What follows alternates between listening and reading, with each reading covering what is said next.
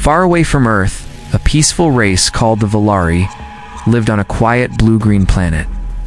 They were kind and calm. For many years, they stayed away from war.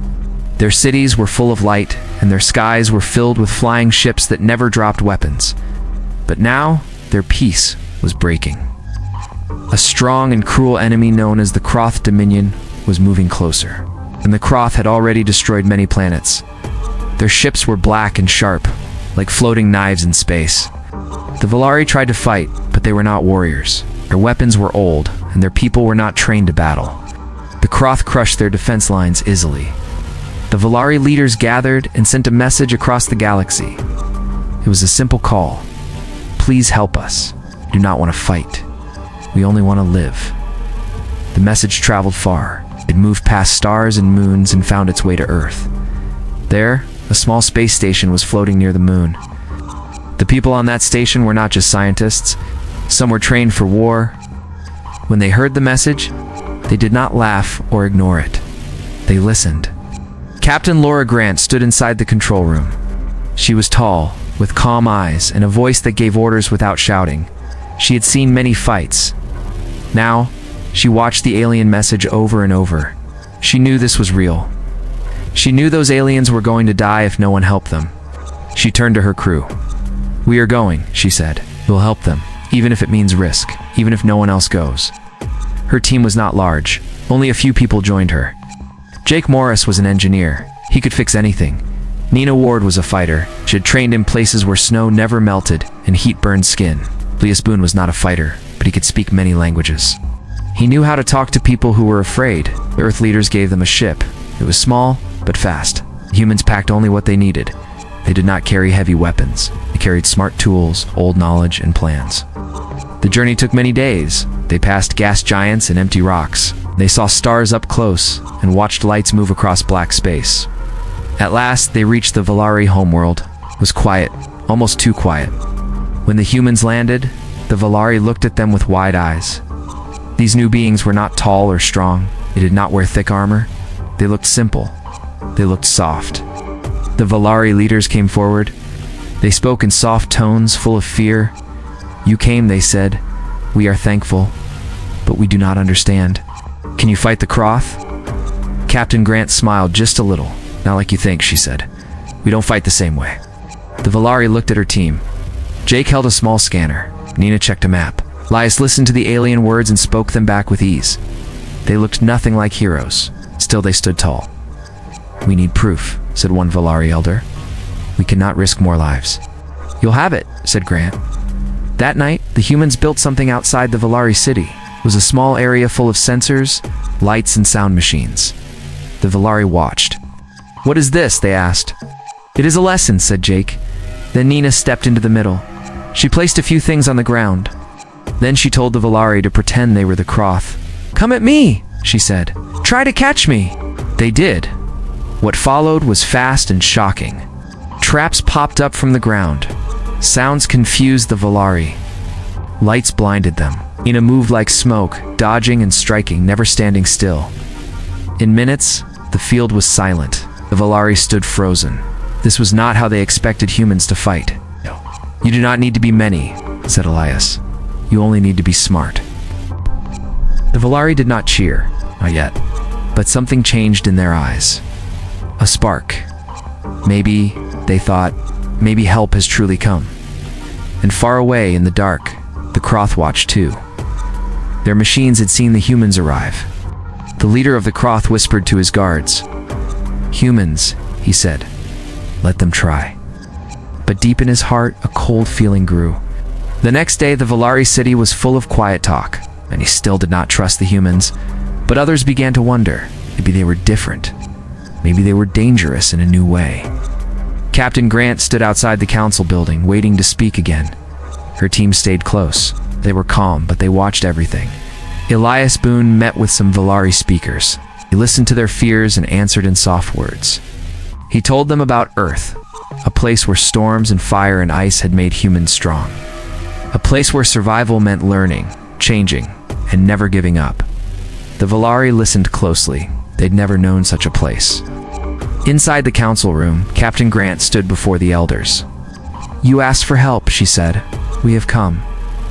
But to win, you must stop thinking like victims. You must start thinking like survivors." One elder with silver lines on his skin stepped forward. "We are not made for war," he said. "Our people will not accept death and fire." "Then we will not bring fire," said Grant. "We will bring shadows. We will bring noise and tricks and fear." The elders looked at each other. They did not understand all the words, but they saw the look in her eyes. It was not cruel. It was cold. It was focused. "We will allow you to train a group," the elder said. "A small one. That is all we need," Grant replied. The next week, the humans worked with a group of Volari volunteers. Some were young and quiet.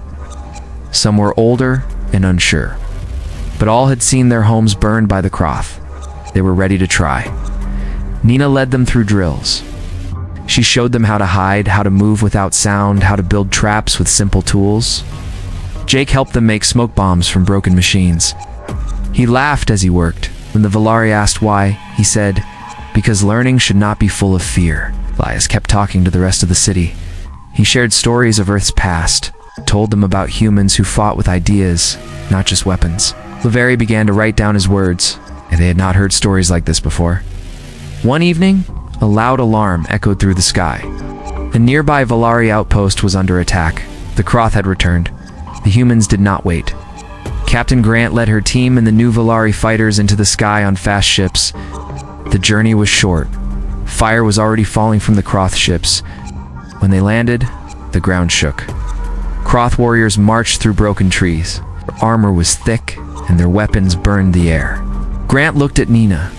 "Ready?" she asked. "Always," Nina said. The Volari fighters moved through the forest. They placed traps along the paths. They climbed trees and waited. The Croth pushed forward, not knowing. Then it began. Nets dropped from branches. Smoke filled the air. Loud screeches played from hidden speakers. The Croth stopped, confused. Shots came from the dark. They fired back, but hit nothing. The Volari fought like ghosts. They used speed and silence. They worked in pairs, never staying in one place. The Croth, trained for open war, could not find their enemy. In 1 hour, the Croth commander ordered retreat. It was the first time they had done so in many years. The Volari stood still. They had won. For the first time, they had pushed the enemy back. "You did this?" one young fighter said to Captain Grant. "No," she said. "You did this. We only showed you how." Back in the city, the elders were silent when they heard the news. Then one spoke. "Perhaps the humans are not what we feared. Perhaps they are what we needed." The Croth leader received the report, crushed the datapad in his hand. "Send more ships," he said, "and find out more about these humans." In a quiet room, Elias wrote in his notebook. He drew the face of a Volari fighter, smiling for the first time. "Hope," he wrote. "Hope is the beginning of every battle." Outside, the stars moved slowly. War was coming. But now, the Volari were not alone. Smoke rose from the trees. The Volari outpost was quiet again, but the ground showed the signs of battle. Burned soil, broken machines, and pieces of black Croth armor lay across the forest floor. Volari fighters moved slowly, picking up what the enemy had left. Their eyes were sharper now. Their steps were stronger. They had changed. Captain Grant walked along the edge of the battlefield. She said nothing. She only watched. Beside her, Nina checked the traps they had used. Some worked better than expected. Others needed fixing. Jake stood near a broken Croth weapon, studying its parts. "These designs are fast," Jake said. "Not smart, just fast." "Faster doesn't win every time," said Nina. A message came from the city. The elders wanted the humans back. They had questions, and maybe something more. The team left one squad of trained Volari behind to protect the outpost. Then they flew back through the clouds. At the council building, the elders stood waiting. They looked serious, but their eyes were not cold anymore. Once elder, older than the rest, came forward. "Your methods are strange," he said, "but they work. Our people feel hope again. We want you to keep training them." Captain Grant nodded. "We will," she said. "But that won't stop the Croth forever. We need to do more." "What more?" the elder asked. "We must strike first," she said. We must find their weak points and hit them hard. Some elders looked unsure. One stepped forward.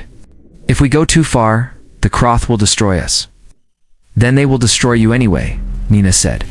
If you sit and wait, you lose. If you fight, you have a chance. The elders spoke in quiet voices. Then they agreed. The humans could plan a mission, but only with a small group. No cities should be risked. That night, the team sat around a long table in their ship. A map of the Kroth fleet showed on the screen. We found something, Jake said. One of their main supply ships moves without escort. It stops on a moon near their border. If we take it out, they lose fuel and weapons for a while. It's risky, Nina said, but it could work. We'll need a fast entry, said Grant. No big guns, just speed and surprise. They picked 5 Volari fighters to join them. These were the best of the new force. Quiet, fast, and ready. One of them, a young Volari named Sen, asked if they would come back alive. We don't promise that, Grant said.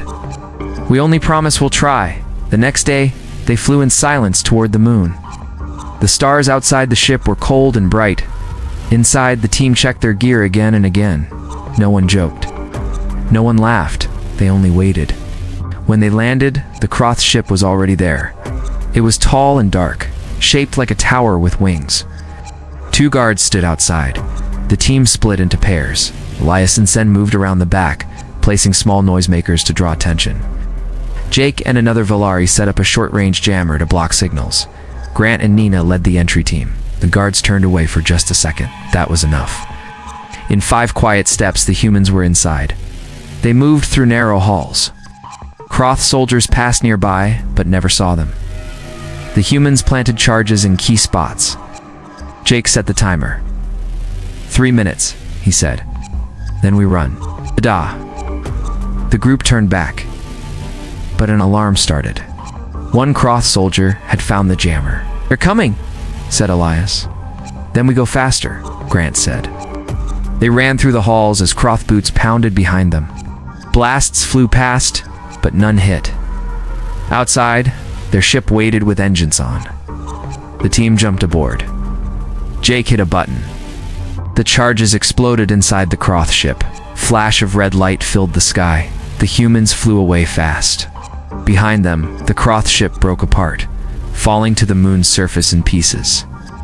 Back in the Volari city, people gathered to watch the sky. When they saw the human ship return, they cheered. It was not loud, it was not wild, but it was real. The elders came to meet them. You did more than we asked, one elder said. Made the Kroth bleed. That's only the start, Grant said. The real war begins now. Far away, on a Kroth command ship, the leader stared at the burning moon.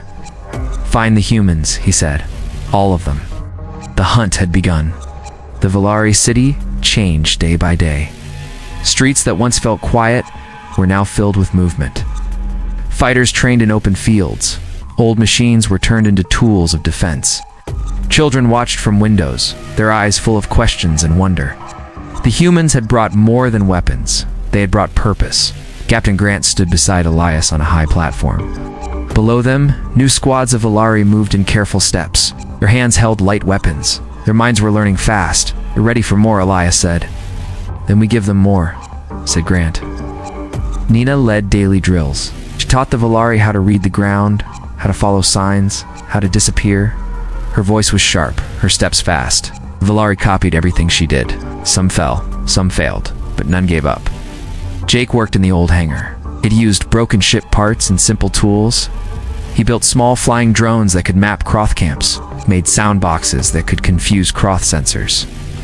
He showed Volari engineers how to build the same. Humans and Volari became partners. They shared food, stories, and even laughter. For the first time in many years, the Volari began to believe they had a chance. One day, a message came from a far Volari colony. The Kroth had taken it weeks ago. Now small groups of Kroth soldiers were leaving it unguarded. Captain Grant saw this as a sign. It's time we take something back, she said. She called a meeting inside the ship. Her team and the strongest Volari fighters gathered. A clear map showed the layout of the colony.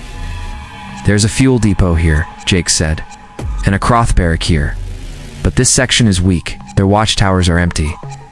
That's our way in, Nina said. "We move at night," said Grant. "Quiet, fast, no loud blasts. Go in, get the depot, and pull back. Show them we're not scared."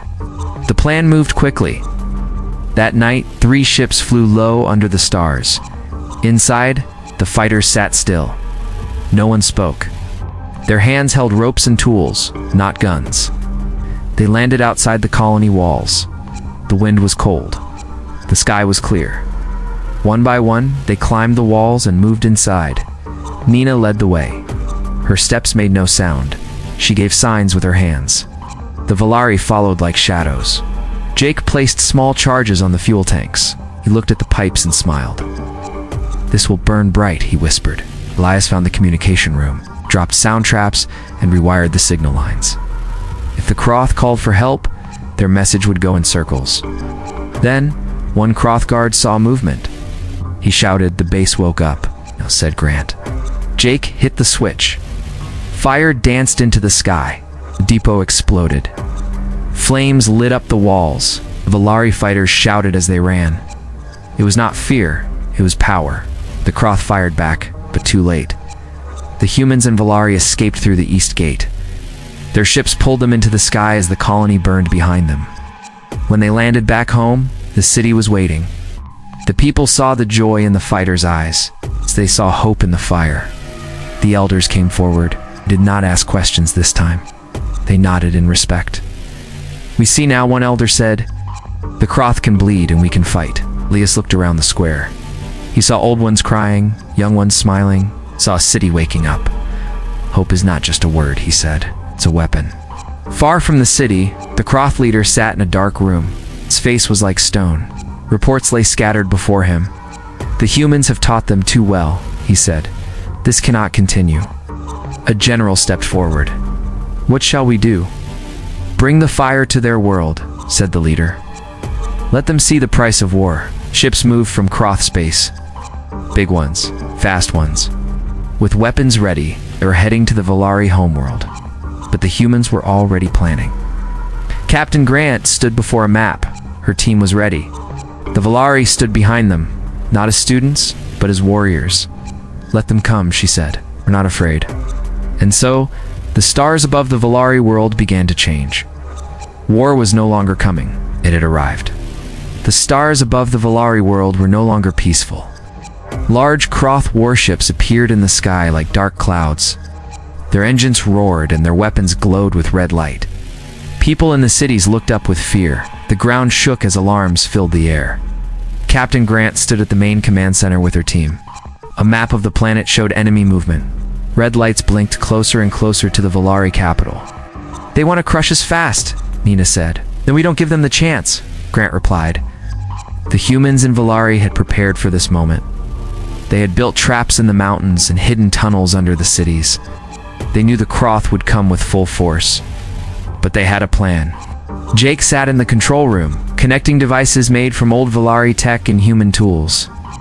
He had turned water pumps into defense blasters, and made towers send false signals. He smiled as he worked. "Let them come," he said. "Let them follow ghosts." Elias moved through the city, helping people find safety, spoke calmly, his voice giving strength. He reminded them that they were not alone, that they had already faced fear and survived. The first Kroth ships dropped soldiers in the forest near the capital. These were large troops with heavy armor. They expected an easy win, but the forest was ready. Traps exploded, trees fell, smoke filled the air. Kroth soldiers fired at shadows but hit nothing. The Volari fighters, trained by Nina, moved through the trees like wind. They struck fast and disappeared. The Kroth tried to move forward, but each step was blocked. In the sky, more Kroth ships began to land. One of them carried the Kroth leader himself. He was tall, covered in black armor, and known for destroying whole cities. He wanted to end this fight in one day. Captain Grant had other plans. She led a small team, including Nina and Tavelari, toward the Kroth command ship. They moved through the back paths, using old mining tunnels. No enemy saw them coming. Once near the ship, Jake used a signal jammer to block Kroth sensors. Elias had planted false reports in the communication system, making the Kroth believe the humans were attacking from the west. While the enemy looked in the wrong direction, Grant's team entered the ship. Inside, Croth guards were surprised. Nina fought quickly, using speed and smart moves. The Volari with her used every trick she had taught them. They reached the control room. Croth leader stood waiting. He laughed when he saw them. "You think a few can stop me?" he said. Grant looked at him. "Already have?" A fight broke out. It was fast and brutal. The Croth leader was strong, but Grant was calm and sharp. With help from Nina, she brought him down. The team placed charges inside the ship. Jake's timer gave them 5 minutes to get out. They ran through the halls as alarms rang. Outside, the Volari forces saw the Croth ships lose power. Confusion spread in the enemy ranks. The command ship exploded in the sky. A red ball of fire lit up the night. The rest of the Croth forces began to fall back. Without their leader and without direction, they were lost. The battle ended before dawn. Volari cities stayed standing. The people walked out of shelters and looked at the sky. For the first time, they saw peace returning. Captain Grant stood with her team on a hill, watching the sunrise. The Volari fighters joined them. No one spoke for a while. Then Elias said, "They came to end us. But we showed them what humans are, survivors," said Grant. "And now, protectors." The Volari people cheered across their world. The humans had come from a distant planet. They were not many. They were not the biggest. But they were strong in ways no one expected. And the galaxy would never forget them.